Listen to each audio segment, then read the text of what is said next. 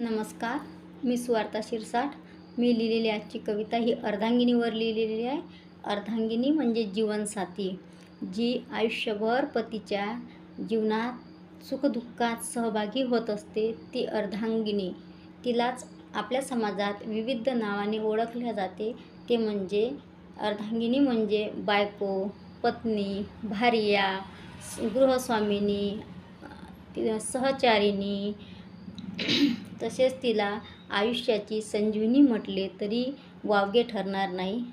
तर आजची माझी कविता ही अर्धांगिनीवरच लिहिलेली आहे. शीर्षक आहे अर्धांगिनी. की घर होतं तुझं त्यावरील छप्पर मी होती. घर होतं तुझं त्यावरील छप्पर मी होती.